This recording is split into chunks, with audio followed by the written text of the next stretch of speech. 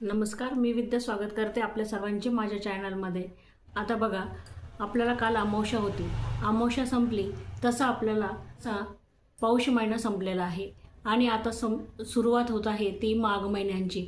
माघ महिना हा सुरू होत आहे आणि माघ महिन्यांमध्ये येणारा पहिलाच सण म्हणजेच तिलकुंद चतुर्थी म्हणजेच गणेश जयंती। गणेश जयंती म्हणजेच गणपती बाप्पांचा जन्मदिवस मोठ्या उत्साहाने साजरा केला जातो। आता बघा, अमावस्या संपून जो आपल्याला येणारा सण आहे माघ महिन्यांमध्ये तो गणेश जयंती ही मोठ्या उत्साहामध्ये साजरी केली जाते आणि गणपतीचा जन्म ह्याच दिवशी झाला असे मानले जाते। माघ महिन्याच्या शुक्ल पक्षाच्या तिथीला ही चतुर्थी म्हणजेच गणेश जयंती साजरी केली जाते आणि गणेश जयंतीच्या दिवशी वेगवेगळे पूजा अर्चा आणि नैवेद्य आणि उपाय केले जातात। तेच आपण काय उपाय केले जातात, कसा नैवेद्य दाखवला जातो, काय मंत्र म्हणायचा आहे, ह्या व्हिडिओमधून आपण सर्व सविस्तर बघूयात। आता बघा, यावर्षी गणेश जयंती ही केव्हा आलेली आहे तर गुरुवार 22 जानेवारी रोजी गणेश जयंती साजरी केली जाणार आहे। त्याला तिलकुंद असे चतुर्थी असे सुद्धा म्हणतात।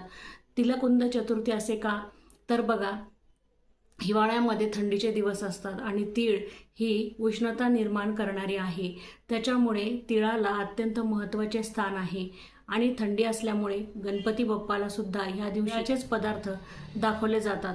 आता गणेश जयंतीला विद्यार्थ्यांच्या जीवनामध्ये सुद्धा विशेष असे स्थान आहे आणि गणपती बाप्पा हे सृष्टीचे कर्ता धर्ता आहेत आणि सर्व कार्यांमध्ये बघा गणपती बाप्पाला आग्रहाचे स्थान आहे। आणि सर्वप्रथम आपण कोणत्याही कार्याची सुरुवात जेव्हा करतो तेव्हा ती फक्त आपण गणेश बाप्पांच्या पूजनानेच करत असतो आणि तशी सुरुवात आपल्या धर्मामध्ये गणपतीच्या पूजनाने होत असते। गणपती बाप्पांचे पूजन केल्याशिवाय आपण कोणत्याही कार्याची सुरुवात करत नाही, इतके महत्त्व आपल्या गणपती बाप्पाला आहे आणि गणपती बाप्पा हे आपल्या सर्वांचे आराध्य दैवत आहे, म्हणजे सर्वांचे आवडीचे दैवत आहे। गणपती बाप्पा सर्वांचे आवडीचे दैवत आहे। आणि बघा, जेव्हा भाद्रपद महिन्यामध्ये आपण गणेश स्थापना करतो 10 दिवस, तेव्हा ते 10 दिवस आपण अत्यंत उत्साहामध्ये साजरे करतो आणि सगळे जल्लोषामध्ये ते 10 दिवस साजरे करतात। त्याचप्रमाणे आता बघा, माघ महिन्यांमध्ये जी जयंती येते गणेश जयंती ती सुद्धा अत्यंत उत्साहाने साजरी केली जातात। तर तो गणपती बाप्पांच्या जन्माचा दिवस आहे, जन्मोत्सव म्हणून साजरा केला जातो, तर त्याचे विशेष असे महत्त्व आपल्या धर्मामध्ये आहे। आता आपल्याला ह्या दिवशी गणपती बाप्पाची कशी आराधना करायची आहे बघा, तुम्ही जवळ गणपती बाप्पांच्या मंदिर तर सर्वांच्या घराजवळ असतेच, तुम्ही गणपती बाप्पांची जी आराधना आहे ती मंदिरात जाऊन सुद्धा करू शकतात किंवा आपल्या गणपती बाप्पांची मूर्ती ही प्रत्येकाच्या घरामध्ये असतेच असते आणि नसेल तर ती असायलाच पाहिजे, कारण गणपती बाप्पांची मूर्ती घरामध्ये असणं हे प्रमुख देवतांमध्ये येतं, म्हणून आपल्याला गणपती बाप्पांची मूर्ती ही आपल्या घरामध्ये असायलाच पाहिजे। आणि आता दुसरं असं की गणपती बाप्पांची आराधनासुद्धा ही सर्वांनी केलीच पाहिजे, तरच दुसऱ्या देवांचे आपल्याला पूजा केल्याचे फळ मिळत असते। म्हणून गणपती बाप्पांची आपल्याला सर्वप्रथम आराधना करायची असते, पूजन करायचे असते। तर आपल्याला ह्या दिवशी काय करायचं आहे, सकाळी लवकर उठायचे आहे आणि आपल्याला आंघोळ वगैरे करून आपल्याला बघा आंघोळीच्या पाण्यामध्ये तीळ टाकायचे आहे आणि तीळ टाकूनच आपल्याला आंघोळ करायची आहे ह्या दिवशी, कारण की थंडीचे दिवस असतात आणि तीळ उष्णता निर्माण करणारे आहे मी तुम्हाला सांगितलेले आहे। त्याच्यामुळे आपल्याला तिळांचे मिश्रित पाण्यानेच आपल्याला आंघोळ करायची आहे आणि त्याच्यानंतर आपल्याला गणपती बाप्पाचा अभिषेक करायचा आहे। तर गणपती बाप्पाचा अभिषेक आपल्याला कसा करायचा आहे तर सर्वप्रथम आपल्याला ताम्हणामध्ये गणपती बाप्पांची मूर्ती घ्यायची आहे आणि गणपती बाप्पांची मूर्ती घेतल्यानंतर आपण साध्या पाण्याने सुद्धा अभिषेक केला तर तो चालू शकतो किंवा आपल्याला पंचामृताने अभिषेक केला तर अतिउत्तम असतं। बघा, पंचामृताने स्नान घालणं, अभिषेक करणं हे तर सर्वोत्तम मानलं गेलेलं आहे, त्याच्यामुळे आपल्याला पंचामृताने गणपती बाप्पाला जमलं तर तुम्ही नक्कीच आपल्याला अगोदर स्वच्छ पाणी टाकायचं आहे, नंतर पंचामृत टाकायचं आहे आणि परत स्वच्छ पाणी टाकायचं आहे।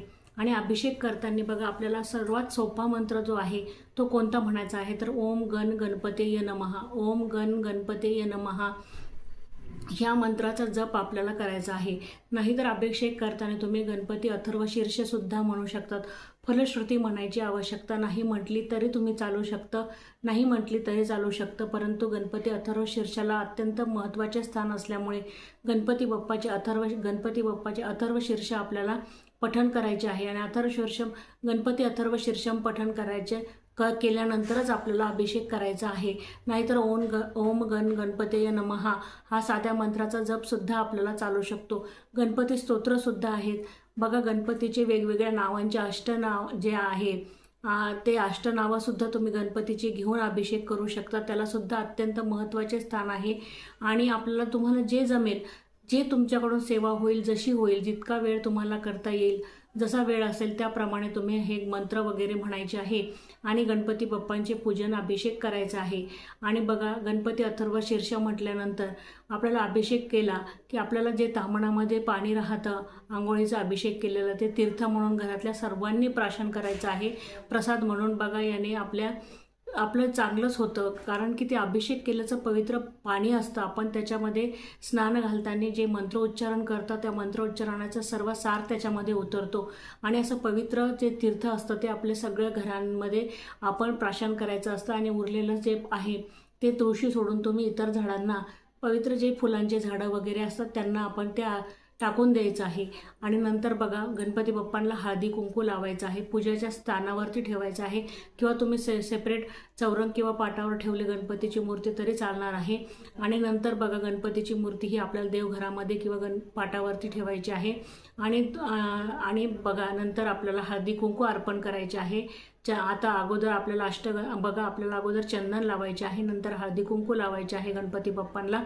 आणि 21 गणपती बाप्पांना आपल्याला काय उपाय करायचा आहे तर 21 दुर्वांच्या जोडींचा उपाय आपल्याला करायचा आहे. तर बघा, आपण दुर्वा कधी घेतो की 3 जेव्हा त्याला पानं असतात तेव्हा एक दुर्वा मानली जाते आणि त्या 3 पानांच्या अशा 21 दुर्वा आपल्याला घ्यायच्या आहे. आणि 21 दुर्वांच्या आपल्याला लाल धाग्यांमध्ये बांधून आपल्याला जुड्या तयार करायच्या आहे. आणि त्या 21 जुड्या जेव्हा आपल्या तयार होतील त्या जुड्यांचा आपल्याला पूर्ण एका धाग्यांमध्ये त्या बांधायच्या आहेत.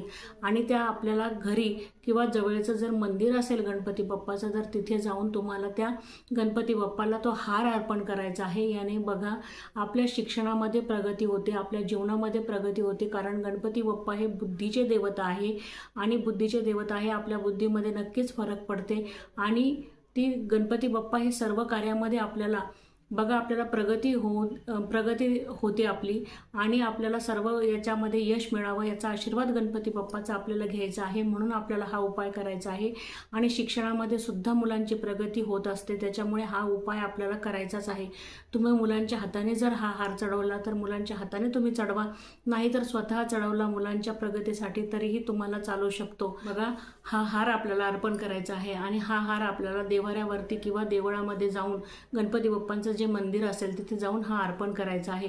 त्याचबरोबर बघा, आपल्याला नैवेद्य खास कोणता दाखवायचा आहे तर तिळकुंद चतुर्थी, म्हणजे तुम्ही नावामध्येच बघितलं असेल तिळकुंद म्हणजेच तिळाची चतुर्थी आणि तिळाला विशेष असे महत्त्व असणारी चतुर्थी. म्हणून आपल्याला ह्या दिवशी काय करायचे आहे की आपल्याला 21 जो दुर्वांचा आपण प्रयोग केलेला आहे त्याचबरोबर आपल्याला हा खास नैवेद्यसुद्धा गणपती बाप्पाला दाखवायचा आहे. आणि आपल्याला तिळाच्या ज्या वड्या असेल त्या तिळाच्या वड्या, तिळाचे लाडू किंवा तिळाचेच मोदक ह्या दिवशी दाखवण्याचा मान आहे. विशेष म्हणजे तिळाचे मोदक ह्या दिवशी केले जातात आणि 21 मोदकांचा नैवेद्य आपल्याला गणपतीला आपण दाखवल्या जातात आणि आपल्याला दाखवायचा सुद्धा आहे. इतकं महत्त्व आपल्याला त्या दिवशी तिळाच्या पदार्थांचं आहे. म्हणून आपल्याला फक्त तिळांचेच पदार्थ गणपती बाप्पाला नैवेद्य म्हणून दाखवायचे आहे. आणि बघा, सर्व झाल्यानंतर सुद्धा तुम्हाला जर अथर्व शीर्षम पाठ करायचा असेल तर तुम्ही अथर्व शीर्षमचा सुद्धा पाठ करू शकतात. नाहीतर आपल्याला 108 वेळेस ओम गण गणपतये चा नामाचा जपसुद्धा आपल्याला करायचा आहे ह्या दिवशी. आणि हे आपल्याला जवळच्या मंदिरात जाऊन किंवा आपल्या घरी सुद्धा आपल्याला तिळाचा हा पदार्थ जो नैवेद्य दाखवलेला आहे तो आपल्याला दाखवायचा आहे, सांगितलेला आहे तो नैवेद्य आपल्याला दाखवायचा आहे. आणि घरीसुद्धा आपल्या गणपती बाप्पांची मूर्ती असेल तर असं नाही, ती गणपती बाप्पांची मूर्ती असेल तर त्याला घरीसुद्धा आपल्याला अभिषेक करायचा आहे आणि घरीसुद्धा आपल्याला नैवेद्य दाखवायचा आहे आणि घरीसुद्धा दुर्वांच्या जोडीचा हा उपयोग करायचा आहे. आणि बघा, आजकाल आपल्याला मार्केटमध्ये फुलांचे जे दुकानं असतात पूजेच्या साहित्याच्या, त्याच्यामध्ये आपल्याला पाना फुलांजवळ आपल्याला दुर्वा ह्या सहज मिळत असतात आणि अशा दुर्वा आपल्याला पाहिजे तेवढ्या मिळत असतात आणि त्या दुर्वा आपल्याला आणायच्या आहेत. आणि 21 दुर्वांच्या जोड्यांचा बघा, हे काही क्षण असे असतात की ज्याच्यामध्ये आपल्याला जे आपण प्रभावी उपाय करू त्याने आपल्याला भरपूर प्रमाणामध्ये असा फरक पडतो आणि ते उपाय आपल्याला करायचेच आहे. आणि गणपती बाप्पांची ही सेवा आपल्याला गणेश जयंतीची निमित्ताने आपल्याला करायची आहे आणि आपल्या मुलांच्या प्रगतीसाठी सुद्धा आपल्याला ही प्रयोग आणि उपाय करायचा आहे. ही आपल्याला गणपती बाप्पांची जी सेवा सांगितलेली आहे ती सेवा आपल्याला करायची आहे. बघा, ज्ञानामध्ये आणि बुद्धीमध्ये नक्कीच फरक पडतो, कारण गणपती बाप्पा हे सृष्टीचे कर्ता धर्ता सुद्धा मानले गेलेले आहेत असे मानतात. आणि प्रथम वंदन आपण त्यांना करतो. मंगल मूर्ती आहे आणि बघा, मंगल म्हणजे सर्व मंगल करणारे आहे आणि दुःख हरता आहे. सुखकर्ता आणि दुःख हरता आपण म्हणतो, म्हणजे आपले सुख देणारे आणि दुःख हरण करणारे असे गणपती बाप्पा आहे. आणि आपल्या ज्ञानात आणि बुद्धीमध्ये सुद्धा फरक पडतो ह्याने. त्याच्यामुळे आपल्याला हा उपाय आणि ही सेवा आपल्याला गणपती बाप्पांची गणेश जयंतीला करायचीच आहे. बघा, व्हिडिओ छोटासाच होता, परंतु सर्व सविस्तर माहिती देण्याचा मी प्रयत्न या व्हिडिओमधून केलेला आहे.